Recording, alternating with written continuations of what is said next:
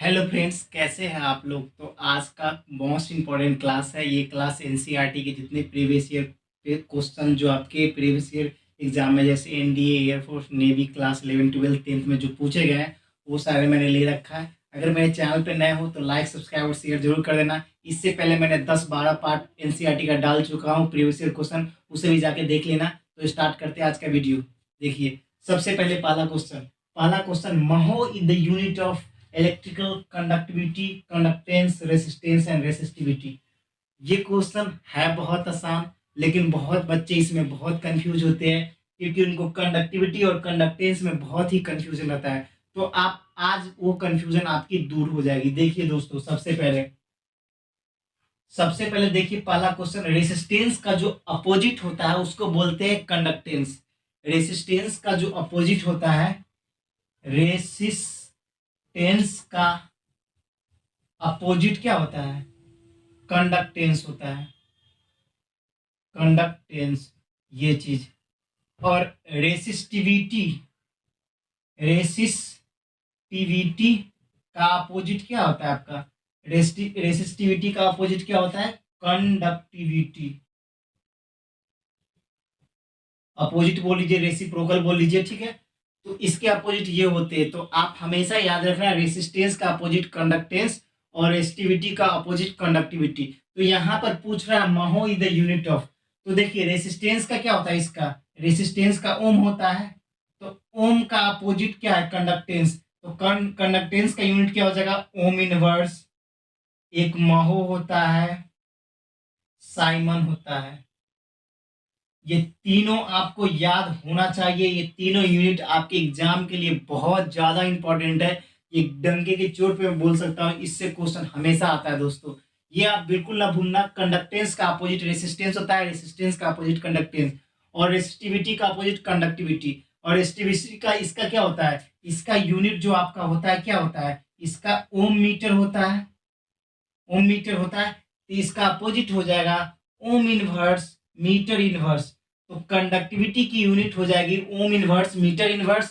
और कंडक्टेंस का हो जाएगा महो, ओम इनवर्स और साइमन। तो ये चीज आपको याद रखना बहुत ही इंपॉर्टेंट है, बहुत ही जरूरी है। तो देखिए यहाँ पर आपका कौन सा राइट ऑप्शन हो जाएगा? तो आपका राइट ऑप्शन हो जाएगा कंडक्टेंस। कंडक्टेंस यहाँ पे आपका राइट हो जाएगा। मैंने फुल एक्सप्लेनेशन के साथ आपको बताया। अगर आपको स्क्रीनशॉट लेना था जल्दी से ले ले, उसका मैं इसको इरेज करूंगा। ठीक है दोस्तों, ये आप समझ गए। पहला क्वेश्चन फुल एक्सप्लेनेशन के साथ एक एक चीज मैंने आपका कर दिया क्लियर। बाकी रेसिस्टेंस और रेसिस्टिविटी मैंने बता दिया, चारों डिजिट क्लियर, सारे ऑप्शन भी क्लियर। अब स्टार्ट करेंगे क्वेश्चन नंबर 2। क्वेश्चन नंबर 2 से पहले मैं इसको इरेज रहने दीजिए, नहीं इरेज करता आप तो तक लिख लेना।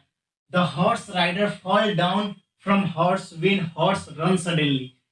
मतलब इसमें बोल रहा है कोई हॉर्स राइडर है, वो फॉल सडनली क्या गिर जाता है? कब? जब हॉर्स एक बार एक रन करना स्टार्ट करता है। तो देखिए यहाँ पर कौन सा लॉ लगेगा? Inertia of motion, Newton second law, Newton inertia of rest, Newton third law. तो ये बहुत ही इंपॉर्टेंट कॉन्सेप्ट है, इसको समझना आप बहुत ही बारीकियों के साथ। मान लीजिए कोई ट्रेन जा रहा है, ट्रेन जा रहा है, उसके बीच में जो आप एक बाइक जब ब्रेक लगता है तो आप जब भी आगे की तरफ जंप कर जाते हैं। इसका रीजन होता है न्यूटन्स फर्स्ट लॉ और इनर्शिया ऑफ मोशन। क्योंकि ट्रेन जहां भी जा रहा है, किसी ऑब्जेक्ट में आप बैठे हो तो वो आप भी मोशन में जा रहे हो, जिधर ट्रेन जा रहा है उधर भी आपका मोशन चल रहा है।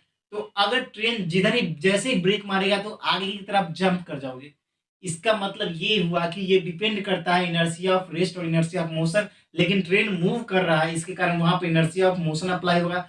लेकिन ये बंदा जो हॉर्स पे बैठा है, वो हॉर्स अभी स्टेबल है, ना मूव बिल्कुल भी नहीं कर रहा है। मूव बिल्कुल ना होने के कारण अगर एक बार एक हॉर्स जंप करे, चलना स्टार्ट करे, और आप इनर्शिया ऑफ रेस्ट में हो और एक बार एक चलना स्टार्ट करे, तो आप क्या फॉल सडनली पीछे की तरफ गिरना स्टार्ट कर जाओगे, सडनली पीछे की तरफ गिरना स्टार्ट कर जाओगे। तो इसका रीजन जो है न्यूटन फर्स्ट लॉ, वो भी क्या? Inertia of rest. ये आप ध्यान में रख लेना। जो मैं बोल रहा हूँ, जो बच्चे स्किप करके जा रहे हैं, स्किप करके वीडियो देख रहे हैं, कोई फायदा नहीं होने वाला दोस्तों। सारे कॉन्सेप्ट मैंने अभी बताया, उसे आप नोट डाउन कर लेना। तो देख लीजिए यहाँ पर जो आपका राइट ऑप्शन हो जाएगा inertia of rest. Inertia of rest इसलिए दोस्तों क्योंकि जो यहाँ पे जो भी बंदा हॉर्स राइडर जो हॉर्स पे चढ़ा हुआ है वो अभी रेस्ट में है, एक हॉर्स जो है वो मोशन में आ जाएगा, जिसकी वजह से वो बंदा एक मोशन में आएगा तो पीछे की तरफ फॉल करेगा। तो यही इसका रीजन है। इसका जो राइट आंसर होगा इनर्शिया ऑफ रेस्ट, ये आप ध्यान में रखना। अब जो स्किप करे उनको जाने दो, वो कॉन्सेप्ट नहीं समझ पाएंगे ये।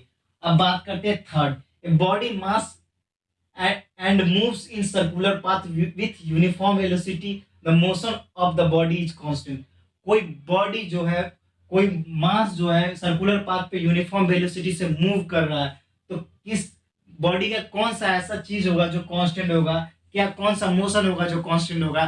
तो जब भी सर्कुलर पाथ में रोटेट कर रहा है, मान लीजिए किसी सर्कुलर पाथ में रोटेट कर रहा है, तो आपका क्या चेंज होगा, इसमें कांस्टेंट क्या होगा और क्या चेंज हो जाएगा? तो दोस्तों सबसे पहले बात करते हैं, मान लीजिए अगर कोई बॉडी किसी सर्कुलर पाथ में मूव कर रहा है तो उसके एक्सेलरेशन चेंज होगा ना, क्योंकि उसके डायरेक्शन डिफरेंट प्लेस पर डिफरेंट डायरेक्शन होंगे, मगर कांस्टेंट क्या रहेगा? तो कांस्टेंट आपका काइनेटिक एनर्जी रहेगा या पोटेंशियल एनर्जी रहेगा या एनर्जी रहेगा या वॉल्यूम रहेगा या प्रेशर। तो सबसे पहले तो आप एलिमिनेशन मेथड समझिए, वॉल्यूम और प्रेशर का तो कोई मतलब ही नहीं है इसमें। सबसे पहला वॉल्यूम और प्रेशर का कोई मतलब ही नहीं है, और आपका बच गया पोटेंशियल एनर्जी। जब भी हाइट के लिए यूज किया जाता है एनर्जी, तो उतना क्लियरफाई नहीं कर रखा है।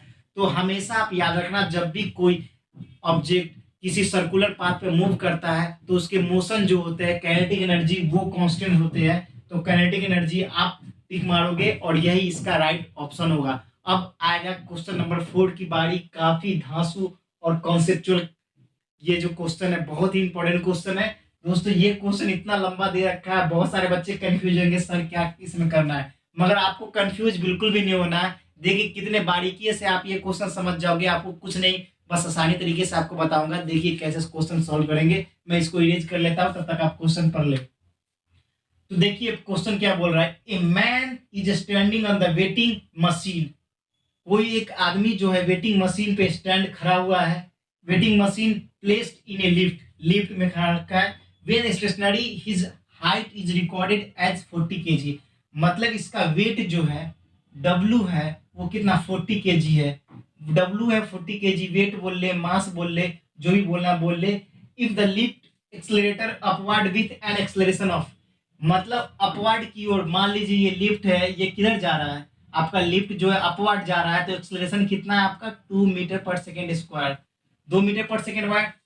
Then weight recorded in the machine will be, और आपका जी दे रखा है कितना 10 metre per second square, acceleration due to gravity दे रखा है। तो वेट रिकॉर्डेड, वेट आपका कितना रिकॉर्ड होगा वो आपको बताना है। वेट कितना रिकॉर्ड होगा, वेट कितना रिकॉर्ड होगा वो आपको बताना है दोस्तों।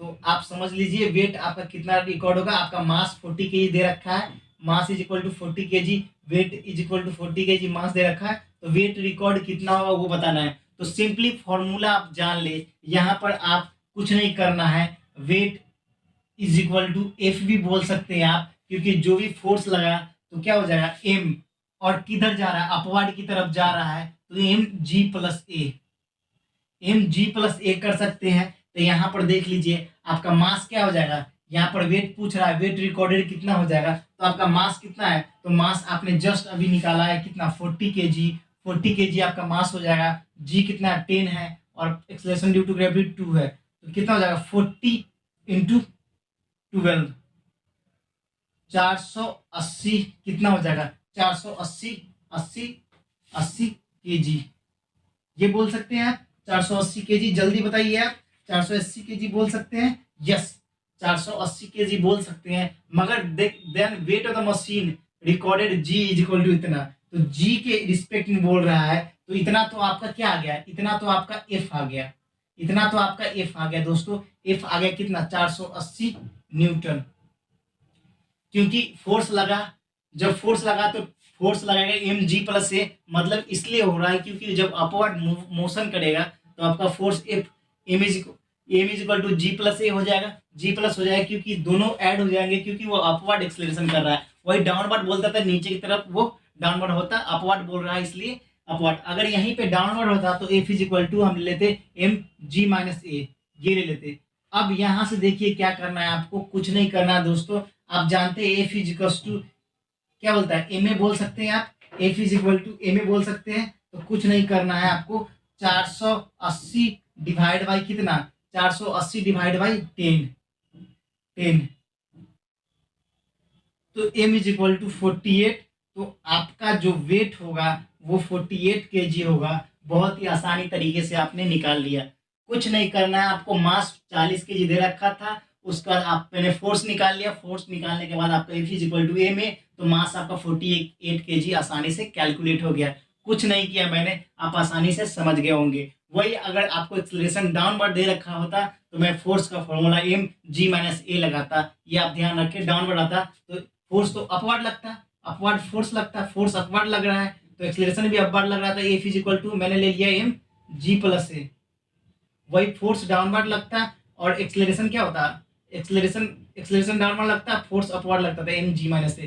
तो इसलिए ऐसी ही स्थिति में हमको ऐसे कैलकुलेट करना है, ये आप ध्यान में रखिए। ये डाउनवर्ड के लिए, ये अपवर्ड के लिए। तो आप समझ गए दोस्तों।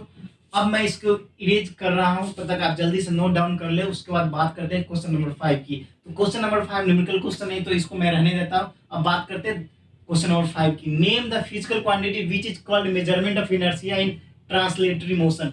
ट्रांसलेटरी मोशन में कौन सा ऐसा फिजिकल क्वांटिटी है जो इनर्शिया को मेजर्ड करता है। तो आप इस क्वेश्चन में बिल्कुल कंफ्यूज नहीं होना। बहुत सारे ग्रेविटी, वेट, एनर्जी पे जाएंगे, लेकिन हमेशा याद रखना जब भी मेजरमेंट ऑफ इनर्शिया की बात आए, कौन सा फिजिकल क्वांटिटी जो ट्रांसलेशन मोशन को मेजर करता है, किसमें, मेजर इनर्शिया में, तो हमेशा याद रखना इसका जो राइट ऑप्शन होगा वो मास होगा। राइट ऑप्शन जो होगा वो मास होगा। आप ध्यान से इसको समझ ले। और दोस्तों ये सारे क्वेश्चन जो है मोस्ट इंपॉर्टेंट आपके एग्जाम के लिए। अगर मेरे चैनल पे नए हो तो लाइक, सब्सक्राइब और शेयर बिल्कुल करना है। और ऐसे कॉन्सेप्चुअल क्वेश्चन मैं रेगुलर लाऊंगा। और अगर मेरे चैनल पे बिल्कुल कमेंट सेक्शन में भी बताना कि आपको ये वीडियो कैसा लगा, और बेल आइकन भी दबा लेना लेटेस्ट अपडेट के लिए। तो मिलते हैं फिर नेक्स्ट वीडियो में। फिलहाल इतना ही। जय हिंद, जय भारत, वंदे मातरम।